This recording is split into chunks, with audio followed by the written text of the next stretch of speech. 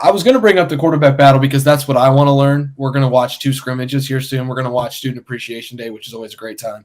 And we're going to get to watch at least partial footage with our own eyes of the 25th, the scrimmage taking place the Saturday before. So, and then obviously the spring game. I'm not going to really chalk a lot up to the spring game because there's always those examples where, this guy had a better day. Joe Burrow had a better day than Dwayne Haskins in the spring game. Meant nothing. So, I would be more anxious to watch those 2 scrimmages with these 2 quarterbacks. I want to see who's going to start to emerge. I think that you didn't see enough from those guys, in the last couple days. We didn't see enough to make any big decisions. But also, you see the zip come out. You see that they're good players. That's where my focus is who's going to win this quarterback battle, who's going to take over this offense, and who's going to immediately insert themselves, I keep saying it, as a Heisman Trophy candidate, because the winner is a Heisman Trophy candidate. The loser faces questions about his future. That's the way it works. So obviously we've got our eyes on that. Fellas, you can either one of you, I guess we'll start with Tim. Just quickly, we're going to watch this quarterback battle unfold. Where do you think things stand right now, Tim? I think it stands the way it went into it. That Cal McCord's number 1, Devin Brown's number 2, just based on pecking order. Based on pecking order, has been established over the last 3 years. Cal McCord, was a backup really in 2021 and 2022, and you get there for all kinds of reasons. But in the coaches' minds, I'm looking at it. I'm trying to look at it more of what the coaches are looking at them instead of me just looking at them saying this should be the guy. Guys, it comes down to, and Urban Meyer said that on the Urban Steak we had last week about spring quarterback battles, across the nation, but especially in the upper 5, the elite 5 of the nation, how they're going to help dictate what happens this coming fall. And like he said, first thing you look at, can a guy run the offense? Is he getting you first downs? Because first downs lead to touchdowns, and so I'll be watching these scrimmage situations to see if he's going to the man. From the passing game aspect, are you getting the ball to the man who's open, and are you moving the ball down the field?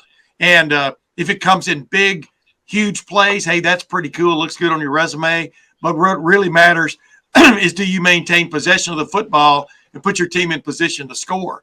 And it's as basic as that. And the thing about quarterback play, and this, from high school to college, it's a major jump. From college to the NFL, it's another major jump. And that jump is how quickly you assimilate what you're seeing from a defensive standpoint while also remembering the play that's been called and where the strength of that play is based on the defense that you're seeing. That sounds fairly simple. It's not that simple, especially in the modern game, especially in the modern college game. We're talking about the tricks that Jim knows like to play defensively. So does every other defensive coordinator. These guys are going to face either on good or bad teams. So how quickly they can deal with that and get the ball to the right guy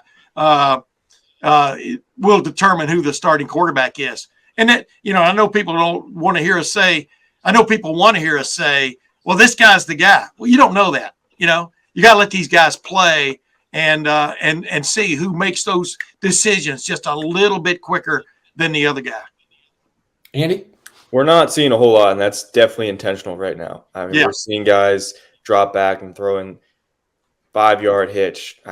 This is what we're getting right now. But I'm really interested to see going forward in the scrimmages and then eventually the spring game, some of the things the players talked about. For Kyle McCord, it's the anticipation. Guys that said he throws with great anticipation. He really knows his timing. He watches hours of film. That's not to say Devin Brown doesn't, but those are the things that they've highlighted with Kyle McCord. So I want to see that from Devin Brown. I want to see his mobility. It's been talked about a lot. We've even asked questions like, are we making too much of this about who is more mobile?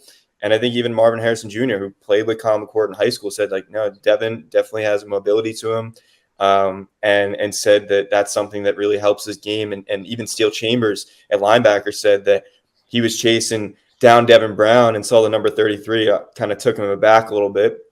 And it was hard to get him down. He was quite elusive.